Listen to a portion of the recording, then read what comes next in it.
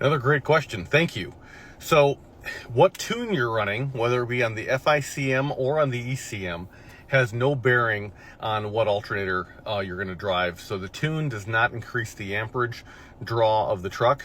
It's kind of like people saying, hey, I added a bunch of LED lights. Well, LEDs hardly draw anything.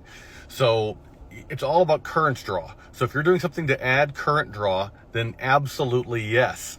So if you've got some Bama Jamma sound system, so I'm not talking about you changed out your head unit.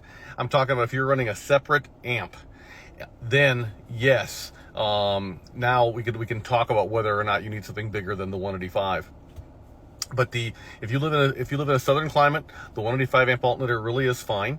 It does 130 amps at cold idle, which, by the way, Lee Neville makes a 230 amp alternator that necessitates cabling because the peak is 230 amps, but it only does 115 amps at cold idle. So this thing does more at idle, but not as much peak because it's more efficient, and therefore it doesn't necessitate cabling. So it's just a win all around. But your tune, to your point, doesn't affect anything. So feel free to run the 185 so long as you don't have some other thing going on with the truck with a higher amp draw that justifies something else. So keep the questions coming. Love them. Thank you so much, guys. FICMRepair.com. We're all in this together.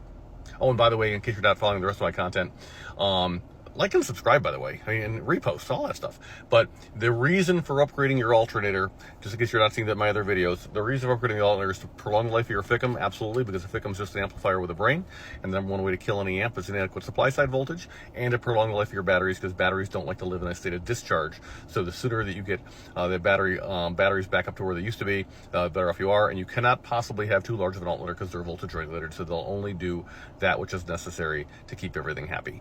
So even if you were to get like a 400 amp alternator from us, still, and you lived in, South Texas, and you had no amp draw against the truck, you're not going to boil over the batteries, nothing like that, because the alternator is voltage regulated. All right. So hope this helps. FICMRepair.com. We're all in this together. Thanks.